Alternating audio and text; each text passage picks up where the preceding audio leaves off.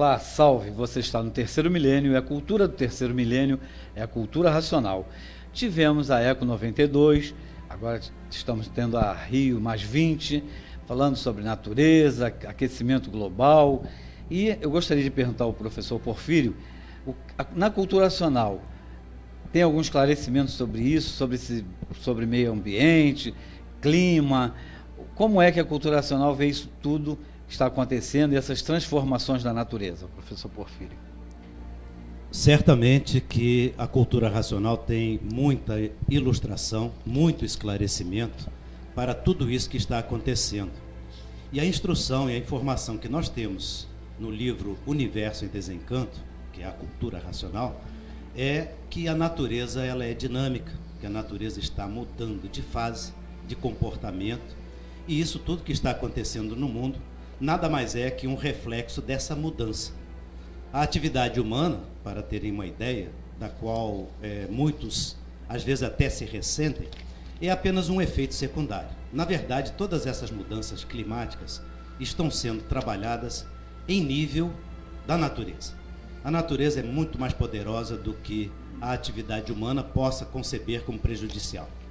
Na verdade, a atividade humana ela prejudica em determinados locais devido à concentração e a falta de, vamos dizer assim, a falta de possibilidade de dispersão de poluentes, os próprios mecanismos de defesa da terra e da água, onde há muita concentração da atividade humana, né? A atividade industrial, que é muito criticada e que muitos acham que afeta o clima da terra.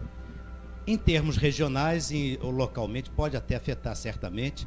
A qualidade do clima nos centros urbanos é severamente castigante, vamos dizer assim, castiga realmente aqueles que vivem nos centros urbanos, não é? Então, concentradamente, a atividade humana naquele local ela é muito prejudicial.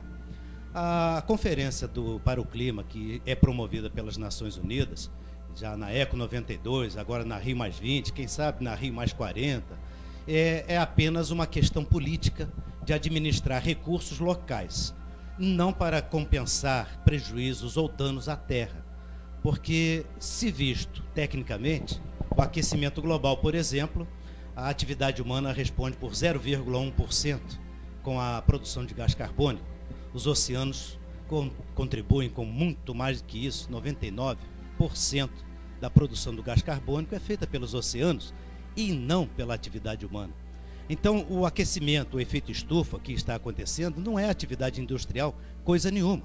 Isso são dados geológicos que as pessoas que estudam, professores de geologia, que estudam a parte técnica da coisa, sabem disso. Agora, naquele local, num grande centro urbano como Nova York, São Paulo, Berlim, uma cidade, um grande centro populacional, o clima fica insuportável. As pessoas, Tóquio, né, as pessoas têm que andar com máscara porque a atividade humana está concentrada demais. Mas você andando para alto mar, você vai encontrar regiões onde a água é cristalina, pura, limpa e perfeita, praticamente não há poluentes. Isso também já é medido tecnicamente. Então a questão é a dispersão da sujeira que a atividade humana produz. Então todas essas regras de sustentabilidade, elas são muito bem-vindas, sim, para sustentar uma atividade concentrada do ser humano. Mas se o ser humano se dispersar em povoados, formas de viver, cidades menores, vilas menores, a natureza resolve isso tudo como sempre resolveu.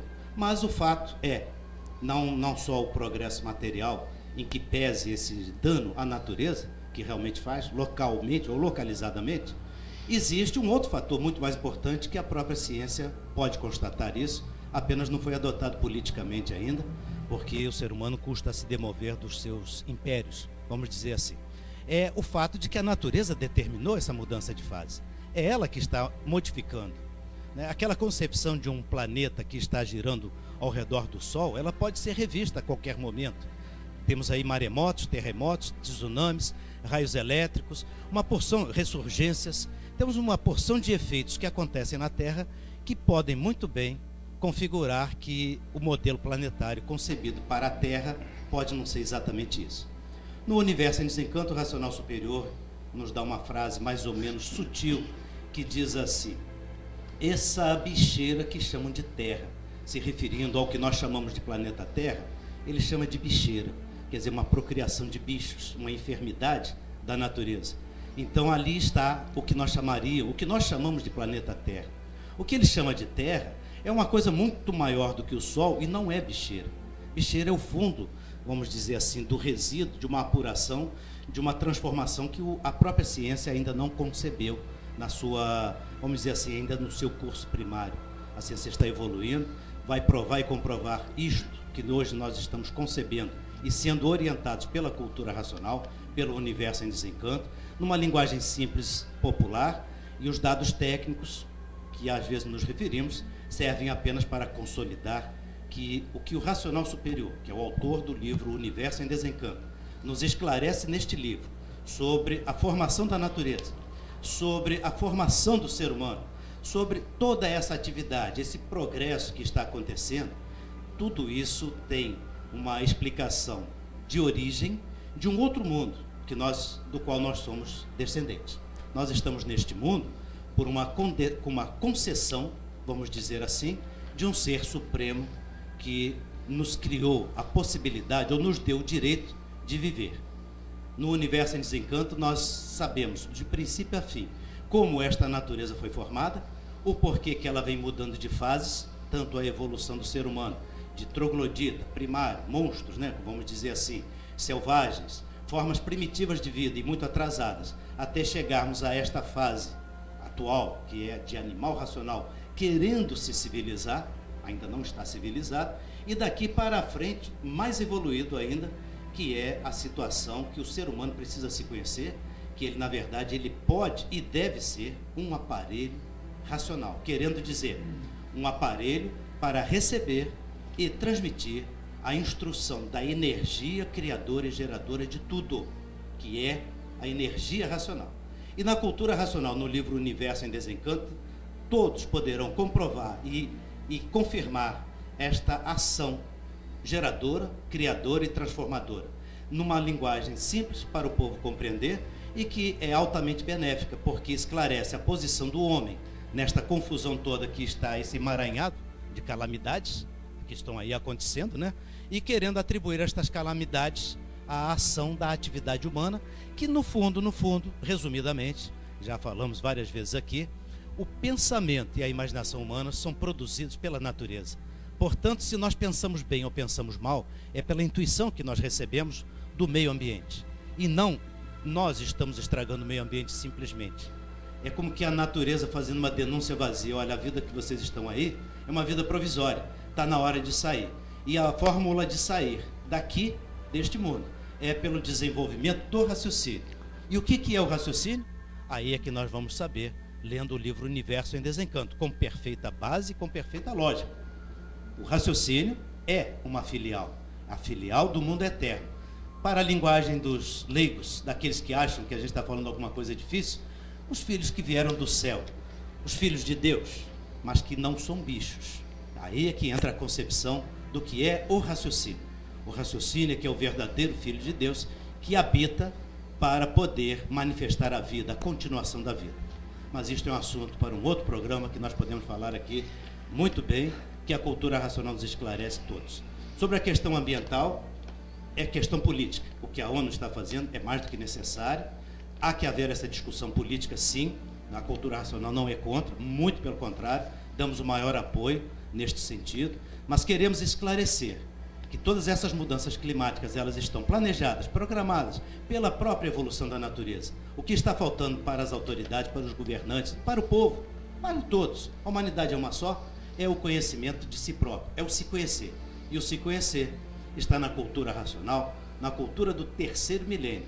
Por isso nós estamos aqui buscando dar esse esclarecimento, ou melhor, esta orientação para que você encontre o seu próprio esclarecimento.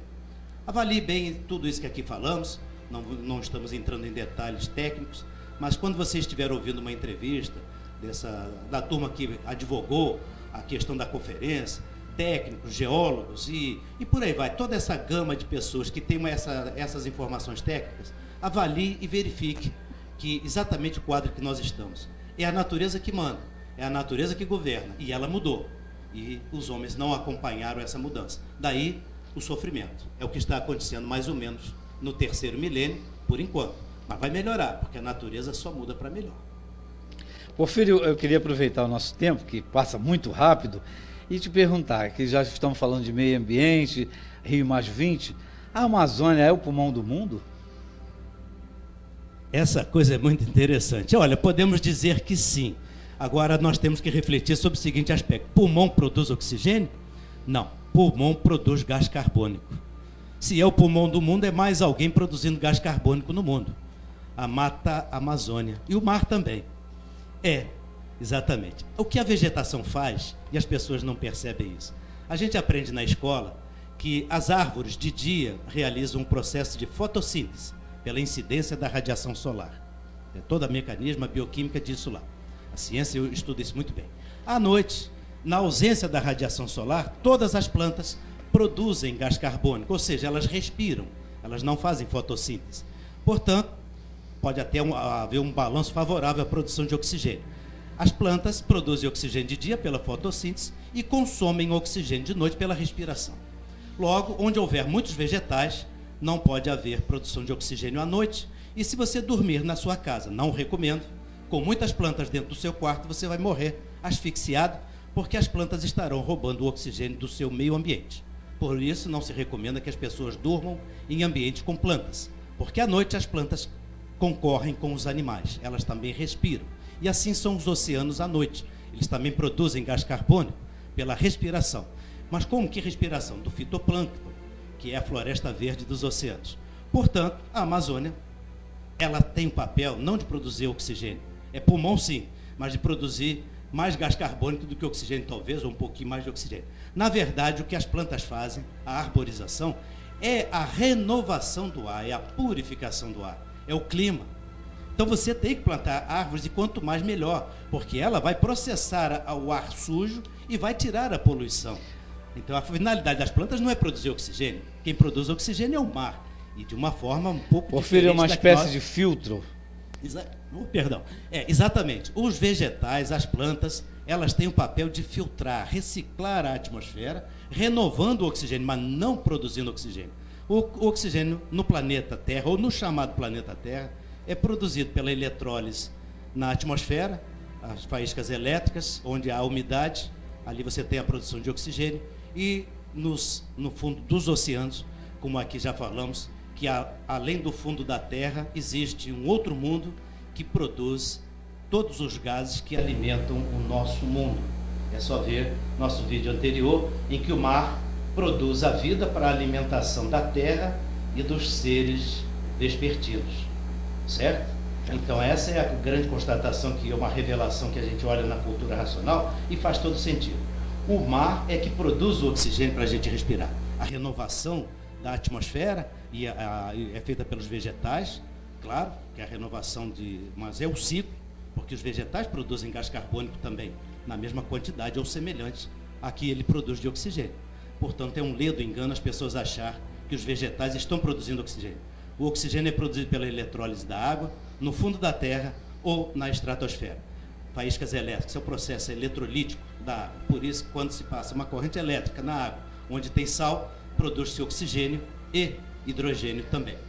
Porfírio, estamos em cima da hora, um minutinho só para terminar. Eu gostaria de agradecer a sua audiência, ter ficado ligado com a gente. O programa é curto, é rápido, mas é objetivo. A gente fala rapidinho, mas para você entender, fala de um jeito que todos possam entender. E muita coisa que você não sabia, você fica sabendo no nosso programa. É um programa de cultura racional. Obrigado e tchau.